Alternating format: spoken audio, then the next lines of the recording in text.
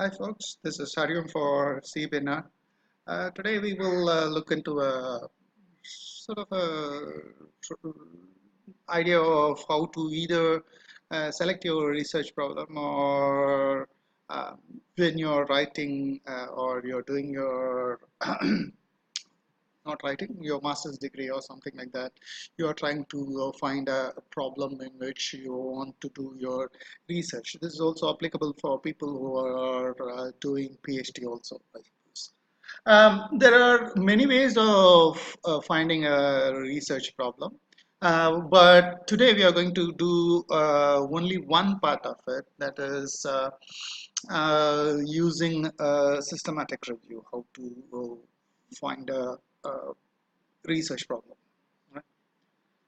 Now, remember, whatever we are doing, right?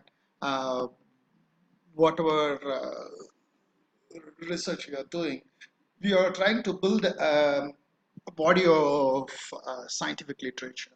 It can be a body of literature about low back pain and exercise, or OANE and exercise, or NSAD and low back pain. It can be anything. So you are trying to produce a body of literature. And remember, one of the important things is you are not starting from the scrap, right? You are not starting, or it is not a new thing. You are not starting anew.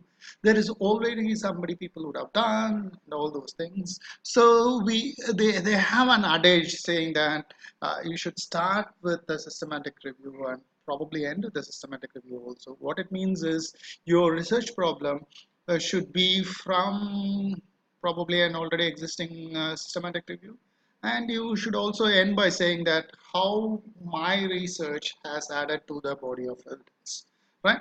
So there are these are three articles I have put, which is basically telling this idea so that we can have less research waste. Sometimes what happens is we already know the answer, and some people may do another research, or some people may do research which is not what we need at this point of time. So it is always better to start with a systematic review. So in this, I'm going to sort of throw a light about how to do those things, right? That's what we are going to talk about. Now, I'm going to use an example to show you how to do it, right? So uh, this is uh, Cochrane. Mostly I'm going to use Cochrane database. So this is a review on continuous passive motion following arthroplasty, right? Total knee arthroplasty. You know that a lot of people use that, a lot of centers use that, a lot of uh, hospitals use that. So you go and see this review, and what you will see is in the um,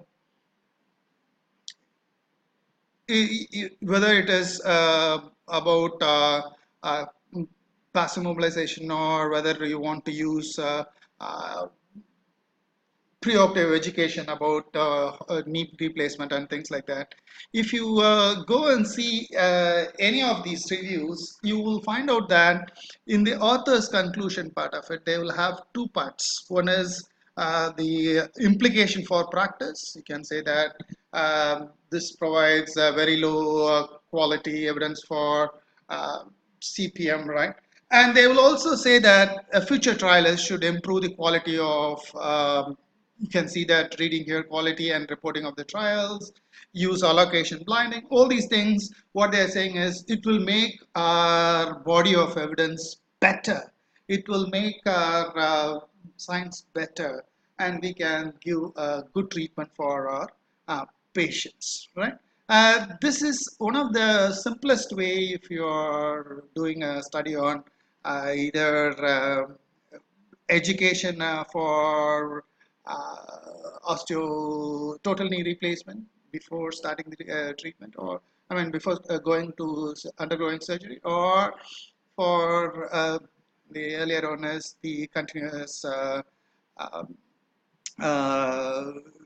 passive mobilization, right? So this is a simple way of doing it. So I'm going to use this idea, and and this is different examples of how to use these things, right? That is the research implication. Now, I'm going to give you an example how Indian researcher, right? There are a lot of some flaws in the study also, but anyway, I thought this was a very good example of how a researcher from India has used um, systematic review to formulate his problem, make it stronger, and sort of adding to our body of evidence, right? So this is the review, right? They have done a systematic review. This is not a Cochrane review. They have done a systematic review saying that the physical activity increases after total hip and knee arthroplasty, right? So what have they found out is in this discussion, I have highlighted 2 or 3 places. You can see that the evidence demonstrating changes at 1 year was limited. That is, we need to know in arthroplasty, we need to know sort of a what are the long-term benefits, isn't it? We want to know for how long. If you follow them up, then you'll have a better understanding of how it works. So that is one thing they have taken. The other thing is you want to have robust research. What we mean by robust research is research where they have done the measurements properly, it was properly blinded, the sample size was adequate, and things like that. All right, you know the technical issues. So this is what they are telling you after the review. This is what they are telling people that okay, please do in these things so that understanding of what happens to physical activity after undergoing orthoplasty, we can understand have a clear understanding of those things. So you can see that there's some of them. Mr. Hari Kesavan, right? So he has done his follow-up, and he has done a study where he has followed up for 1 year because that's what the research is saying, right? You can see that he is using that idea, right? You can see that I have made it larger. You can see that he's quoted 2 or 3 systematic reviews. I've just shown you one of the systematic reviews, not all 3. Right? You can see that they have recommended future trials should be tailor-made the post-op interventions for functional performance, right? So what measurements you want to measure, they also say that they have to do this and that. So he has taken that idea and he has tried to do his trial, right? There may be some flaws in his trial also, but the basic idea is how he has used his systematic reviews to further how to do a trial, right? This is a wonderful way of looking at a research problem. So this is in a nutshell how to use a systematic review for if you are a future trialist or if you are thinking of doing an RCT or a PhD. Thank you for listening to our video. If you have any queries, comment on our comment section and please subscribe to our video. Thank you so much.